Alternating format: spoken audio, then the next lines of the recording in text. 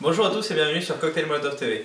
Aujourd'hui nous allons voir le punch le plus connu sûrement, c'est le Fish House Punch qui a été créé en 1732 pour être plus précis, au sein d'un club de pêche américain.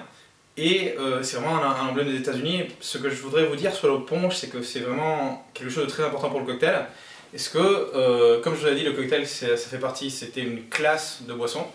Et le punch, c'est sûrement l'un des ancêtres les plus importants parce que c'est une des familles de boissons les plus vieilles à mélanger plusieurs spiritueux, plusieurs boissons. Le punch, à la base, ça veut dire 5 en indien. C'était P-A-N-C-H. Je ne sais pas si c'était C-H à la fin, mais ça s'écrit plutôt punch.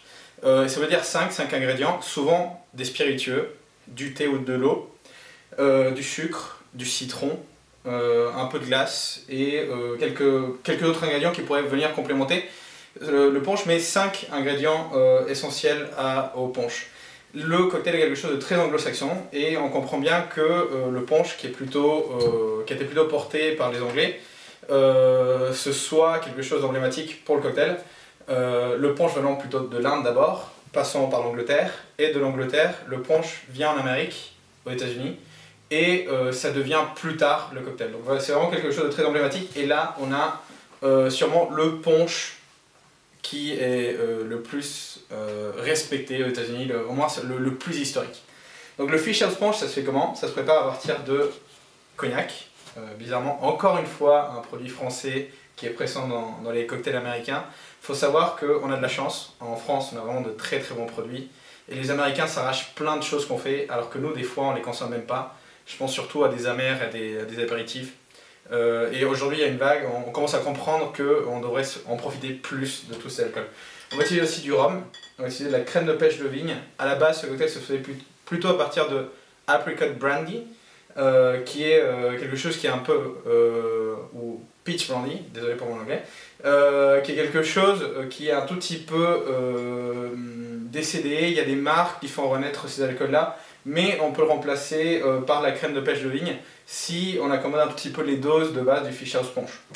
On va utiliser du citron, on va utiliser du sucre, et le petit ingrédient secret, on va mettre de l'eau. Oui, je vous l'avais dit, dans les 5 ingrédients de base du punch, il y a de l'eau. Pourquoi? Parce que c'est des cocktails qui sont très corsés. En fait, il y a beaucoup d'alcool. Vous voyez déjà, il y a 2 alcools de base et on va en mettre beaucoup. Et il faut de l'eau un tout petit peu pour avoir le bon équilibre gustatif de ce cocktail-là. Punch en l'occurrence, cocktail, vous savez aujourd'hui cocktail veut tout dire. Donc, on va commencer avec 3 centilitres de cognac. On utilise un cognac Pierre Ferrand qui fait un peu partie de ces nouvelles vagues de la région de Cognac, de producteurs de spiritueux en fait, comme Divine, comme Merlet, qui font renaître un tout petit peu, qui revoient la façon de vendre et de marketer les spiritueux de cette région-là. Dans le monde du cocktail, en fait, ces marques-là, ces 3 marques que je vous ai dit, commencent à marcher très bien et commencent à très bien s'implanter. Les producteurs sont assez jeunes et ils ont une politique un tout petit peu nouvelle par rapport au cocktail classique. On va utiliser du rhum, c'est du rhum Angostura, on vous a déjà peut-être montré dans l'une de nos recettes. On va utiliser 3 centilitres, un cocktail de Trinidad, un rhum de Trinidad, 2 centilitres de crème de pêche de vigne,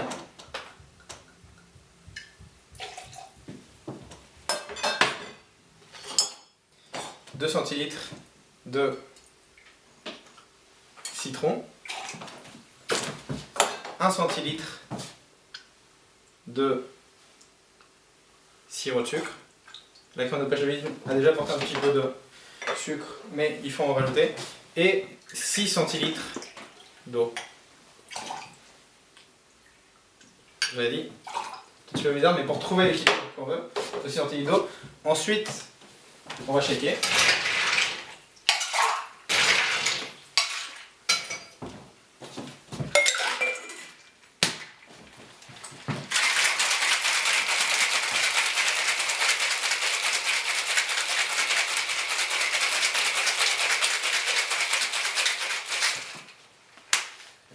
Et pour servir ce cocktail, on va le servir dans un lit glaçon.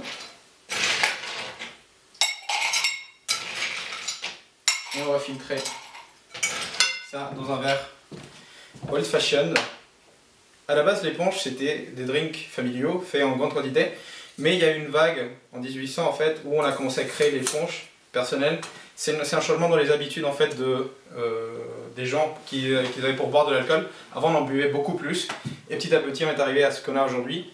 Les doses d'alcool ont diminué.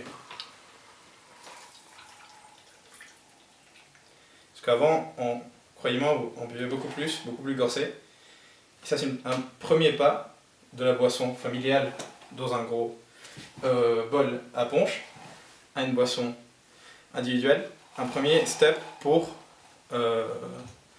acquérir une autre façon de boire un tout petit peu plus modérée. Là, vous avez le Fish House Punch, un cocktail très équilibré et surtout très emblématique des États-Unis.